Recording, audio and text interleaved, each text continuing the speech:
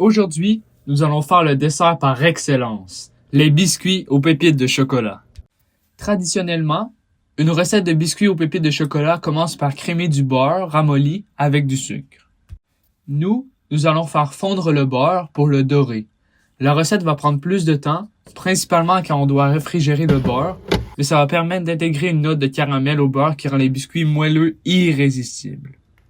Dans une casserole à feu moyen doux, faire fondre 200 g, soit une tasse de beurre, et cuire jusqu'à ce que le beurre mousse et brunisse, environ 10 minutes. Le beurre devient brun, car l'eau présente dans le beurre s'évapore et les solides du lait brunissent. Il reste 2 minutes, mais comme vous pouvez voir, le beurre commence déjà à brunir, alors je vais l'arrêter tout de suite. Versez le beurre liquide dans un contenant en verre et laissez figer pendant 1 heure. Dans un grand bol, tamisez la farine, la poudre à pâte et le bicarbonate de soude.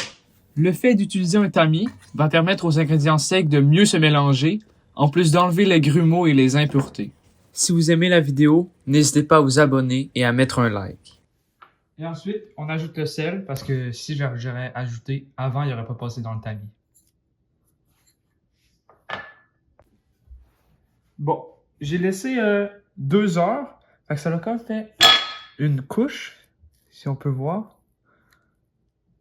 Mais ça sent vraiment bon. Vous ne pouvez pas sentir, mais faites la recette, vous allez voir, ça va sentir vraiment bon. Là, c'est un peu bizarre, genre. Je sais pas si vous voyez. Je pense que ça va être correct si je mets ça comme ça.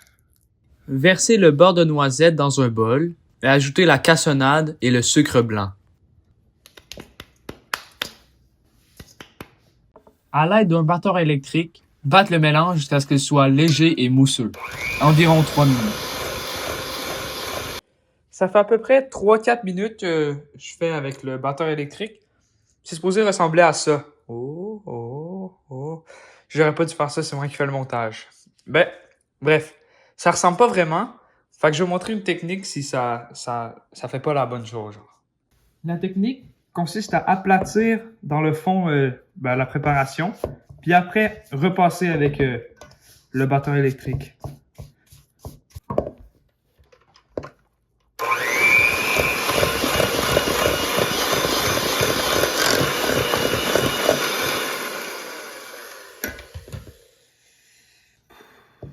Ça n'a pas trop marché.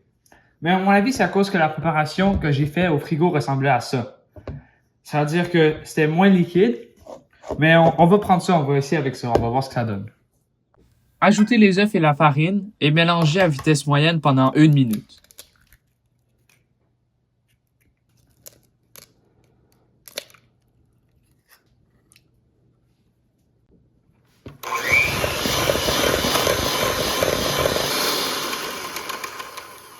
Et voilà. J'ai goûté, ça goûte vraiment bon. C'est incroyable. Mettre le mixeur sur basse vitesse et ajouter graduellement le mélange de farine. Mélangez jusqu'à ce que la farine se combine avec le mélange. Cela équivaut à environ 1 minute.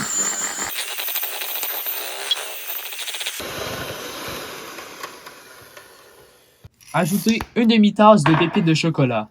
Vous pouvez aussi hacher du chocolat pour avoir des morceaux plus irréguliers.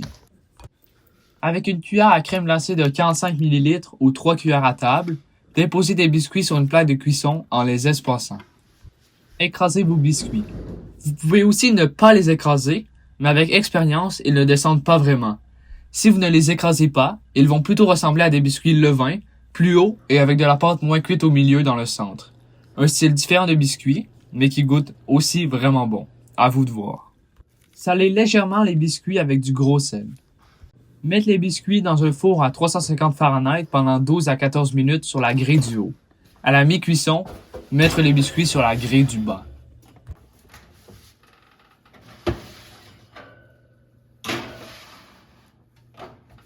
Et voilà, comment on fait des biscuits vraiment bons. Mais la seule façon de savoir le vrai goût est de les faire soi-même.